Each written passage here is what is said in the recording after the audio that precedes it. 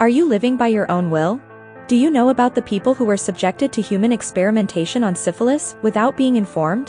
What are the inhumane human experiments by the CIA that became known through the release of classified documents? You may have been the subject of some experiment by some powerful forces.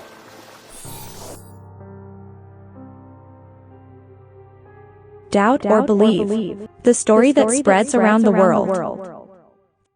Hi, everyone. Have you ever thought about what experiments have been carried out by mankind? Behind every scientific advance, there have always been scientists who carry out inhumane experiments.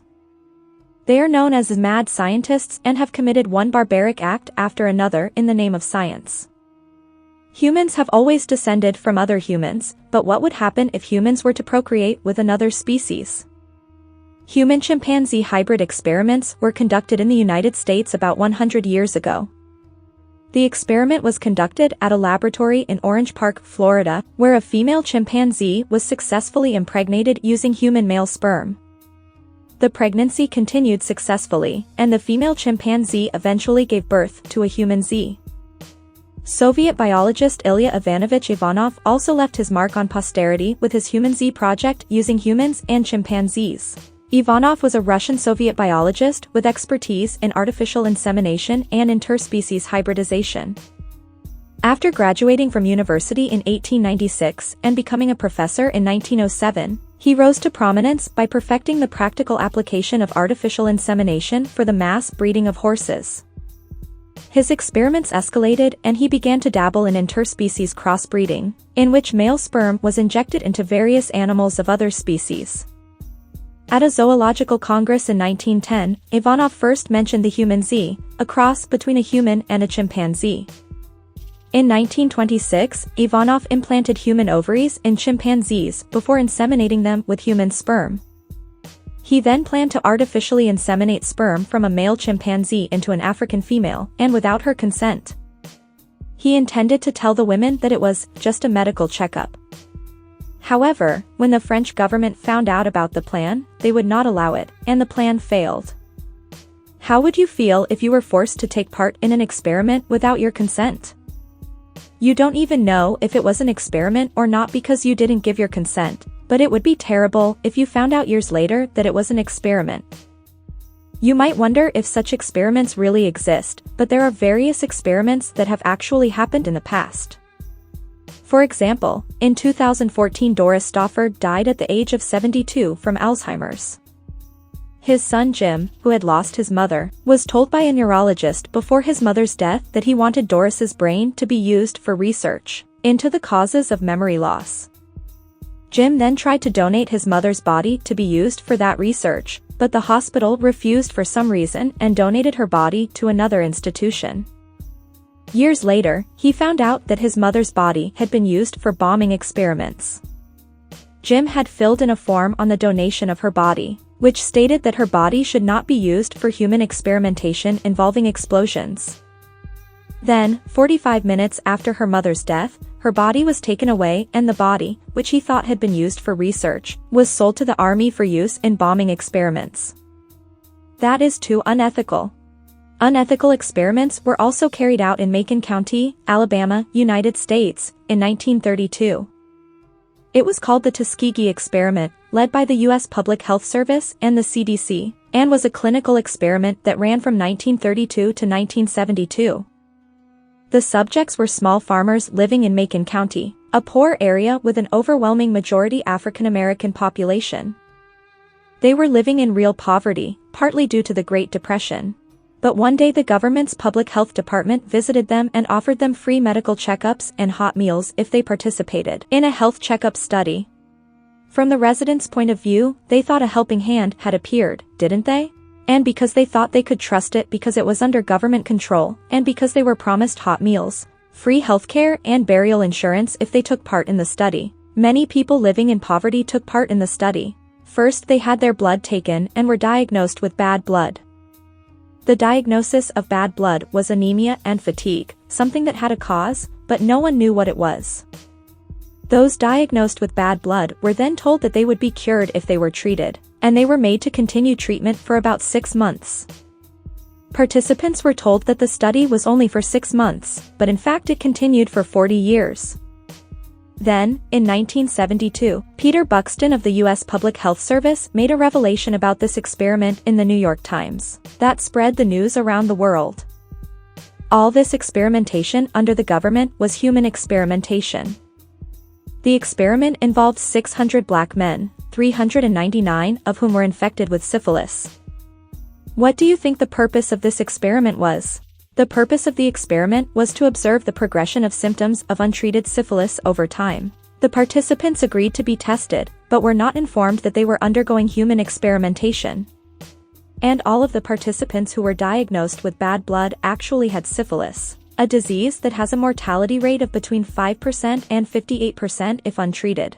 And because the experiment was designed to see how the participants' symptoms worsened by not treating them, nothing was done to lead to a cure and they were left to die. In 1947, the U.S. federal government announced that penicillin was an effective treatment for syphilis. And an emergency medical center was set up to eradicate syphilis, and participants in the Tuskegee experiment were of course able to receive treatment. However, outrageous researchers prevented syphilis patients from receiving penicillin and did not allow them to be treated.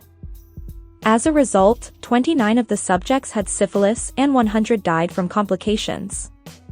40 of their spouses were also found to be infected. 19 children were born with congenital syphilis. Only 72 of the 600 survived. It is truly horrifying. What do you think the organization that was doing this human experimentation is doing now? I hope things are better now. It is the pharmaceutical companies that make money when a cure is needed. Incidentally, aborted fetal cells are being used in the testing, development and manufacture of new drugs. I hope this case will not become a material processing of our offspring. Finally, do you know a woman called Linda McDonald? She was unknowingly subjected to human experimentation. When she went to hospital to treat her post-pregnancy depression, she was given electric shocks, drugged and put to sleep excessively. Eventually, by the time she left the hospital, she could no longer remember her husband's name or her child's name and did not know how to use the toilet. The hospital experiment was led by Scottish psychologist Donald Cameron. Incidentally, it was during this period that Cameron became world-renowned, not only as president of the American and Canadian Psychiatric Societies, but also as the first president of the World Psychiatric Association. The experiment, known as the Project MKUltra, was born out of the Korean War, which broke out between 1950 and 1953. At the time, there was a war on the Korean peninsula between two countries, South Korea and North Korea, over the sovereignty of the Korean peninsula. However, the reality was that the war became part of a Cold War of clashing ideologies.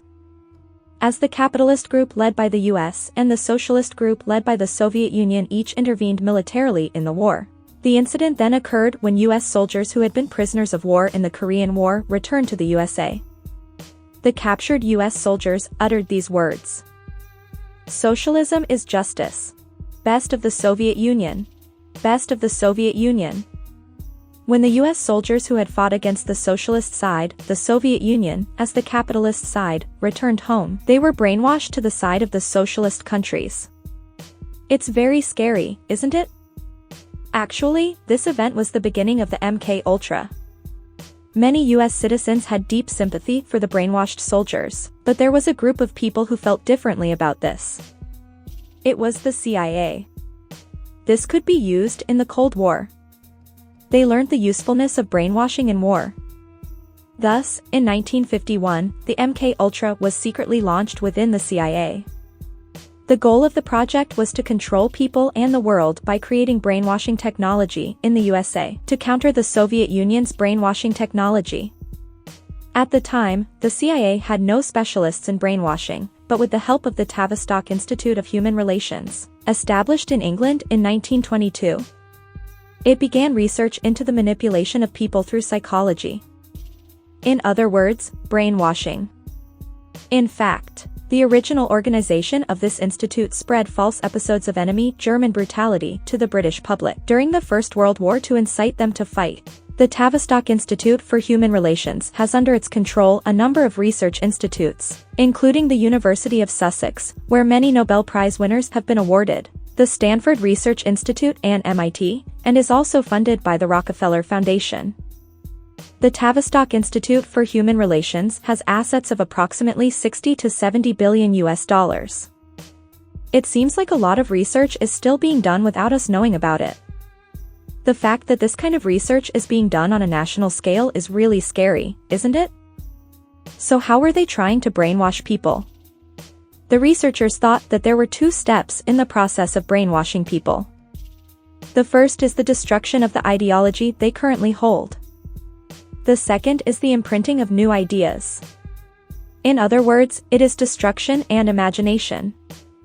First, they destroyed the socialist ideology and tried to instill capitalism in a clean slate. Then they started researching the first stage, which was to destroy the ideology, but in a really brutal way. They used physical torture. They used hundreds of different kinds of torture, including electric shocks, creating extreme hot and cold environments to numb the senses. They succeeded in destroying the mind by inflicting tremendous damage to the body. But they conducted comparative experiments to find out exactly what and how much could be done to efficiently destroy the mind. For example, electroshock a human body with a voltage of 2000 volts for 1 minute, and if the mind has not yet collapsed, for another 3 minutes. Even if the mind collapses properly, what happens then if you do it for 5 minutes? It was too much, he died. The voltage, duration and frequency of the shocks were studied in detail in order to destroy the mind, and many victims were killed in these human experiments. After successfully destroying the mind, researchers experimented with drugs to instill new ideas in their subjects. The drug used was LSD. The human experiments were carried out on prisoners and patients in mental hospitals in secret and without their consent. The experiments were often extensive and sometimes LSD was administered for 77 consecutive days. In the course of repeated human experiments with LSD, the researchers realized something. That was that people who were given LSD were more likely to confess. In those days of espionage, useful information was of paramount importance. However, actually obtaining such information was time-consuming and risky. It was thought that LSD might make it easier to extract a confession, and research into confession drugs began. Then came Operation Midnight Climax in 1955, an experiment in which drug testing was permitted on an unspecified number of citizens. For example, prostitutes were used to lure gang leaders and men with criminal records, and LSD was mixed in their drinks and tested to see if they would confess. They then eavesdropped on conversations with the prostitute in the next room, and the subjects were said to have talked about serious crimes, including murder and fraud, committed by themselves and their organizations. They were just talkative, weren't they? In the end, the LSD experiment was terminated because the effects of confession were highly individualized and the subjects did not necessarily confess. And the researchers running Operation Midnight Climax were more interested in watching the prostitutes and the subjects having sex than in testing the effects of using LSD.